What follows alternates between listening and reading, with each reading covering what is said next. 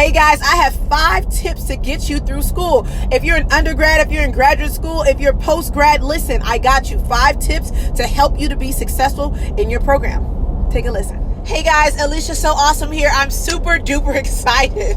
You heard me because I just took my last exam in graduate school. Just took it, done, finito. Inshallah, everything will be okay. Everything will pan out all right.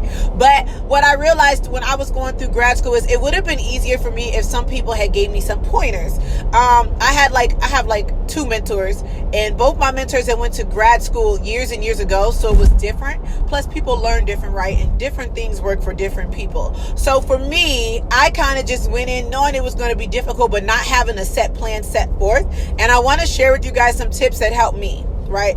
For one, the one thing is whatever you do that makes you happy, don't forget to continue to do those things. Like for me, making sure I have my nails done and going to my hair appointments, that stuff is very important to me, important to my self-esteem. You know what I'm saying? It's very important. It makes me feel good inside.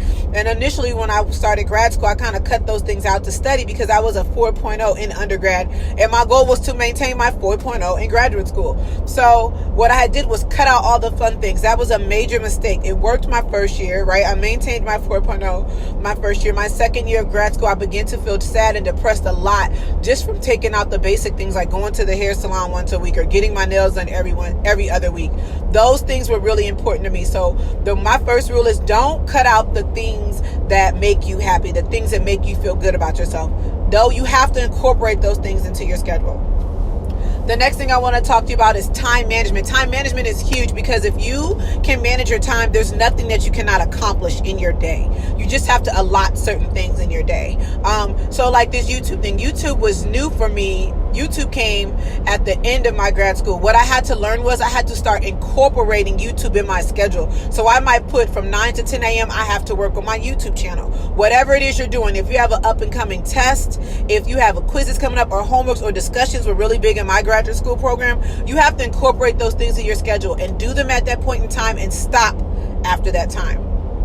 Okay, that's the second thing. 3 for me is make sure you're planning things, right? I got really bad at the end with cramming things in at the last minute. For me, I was just over grad school as a whole. But make sure you're planning things. So if you have a discussion post or a homework due on Wednesday, I would be making sure on Sunday I'm tagging those things. I'm making sure that those things are done, basically. I was very good at getting my homework done on Sundays. And then we had the discussion posts. They were due on Mondays, right? I would do all my discussion posts on Monday. So for my graduate school program, you had to do a discussion post, like an initial one, and then you had to respond to 2 of them by the weekend. Okay, let me tell you what I would do. I would have all mine done on Sunday. So everybody would be like, well, how do you have them done? You don't know what anybody else is posting. I would make a generic post and then go in and maybe put 3 or 4 lines to cater it to the post I was, responding to. That cut my work time down to anything. I'm not somebody that likes to work weekends. So weekends was the time when I got a lot of work done. Okay, the next thing I want to talk to you guys about is if you have a hard time with an exam, that is just showing you what you need to work on, right? So for me, the first year for me was a lot of papers. I had to write a lot of papers. I had to do a lot of discussions, a lot of research, right? So that was not hard for me. I sit down, I read my research, I write my papers, bam, it was done. It got difficult for me when I had to start testing on the process of disease and what I should prescribe and what I should do for my patients. Now that was difficult because that took a lot of critical thinking. And the professors were super duper hard on us.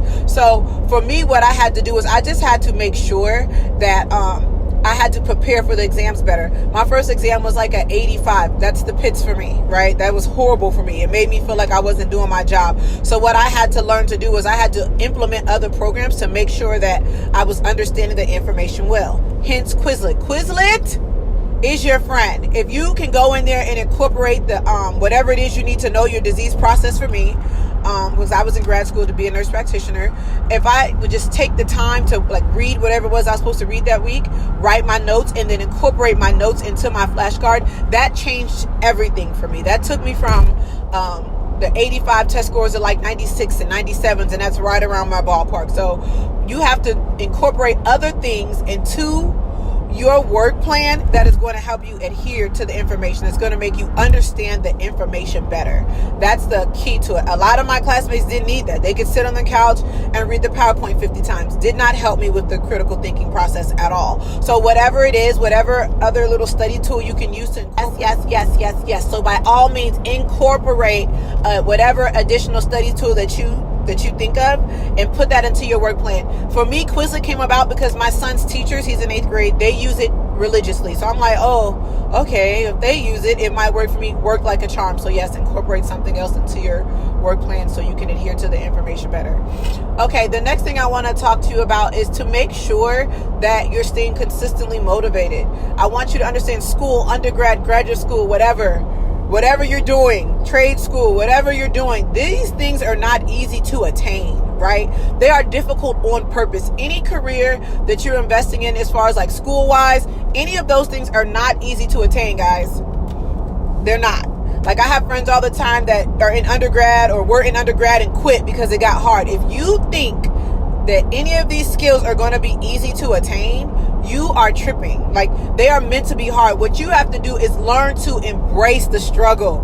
Like, when something is hard to me, OMG, like, it gets me going. Like, it gets me going because it makes me feel good to know that once I learn it, then I'm on top of my shit, right? Because I took the time to learn it. That makes me not like a lot of people. So don't be discouraged by things being difficult. They are meant to be difficult. When I say graduate school dragged me, I mean it dragged me. I mean, in undergrad, if I just could sit down and study, if I could put in 2 hours a day, that work was not hard for me to attain. It was easy for me to sit down and take a test in undergrad as long as I applied the time. And graduate school was not that way. I could sit down for 6 hours and still not understand what the hell they're talking about diastolic heart failure versus systolic. Man, what? It took me a lot of time and energy. And then I still had to incorporate things that help me understand the process. So I'm telling you guys that these things are not meant to be easy. Whatever you're in school for, it is not meant to be easy. Cut it out. None of these skills are meant to be easy. Anything that's going to attain you some real coins is going to take you some real thinking, period. Whether you're a self-employed entrepreneur, because I'm that too, right? Whether you work a 9 to 5 and you had to go to school to get a degree, these things are not easy to attain. So make sure you're not being discouraged by the struggle, but embrace the struggle, right? You want to embrace it. You understand what I'm saying? Because if you can conquer that, then you can conquer anything at all. Okay? Again, this is Alicia So Awesome. I appreciate you guys for subscribing to my YouTube channel. Anything you guys want me to touch on, any topics you want me to talk about, any type of suggestions you have, positive feedback, please leave me a comment, guys. I am like tickled by all the positive comments you guys leave. They really make my day. So please, by all means, leave me a comment. I do appreciate you guys. It's Alicia So Awesome. Have a good day.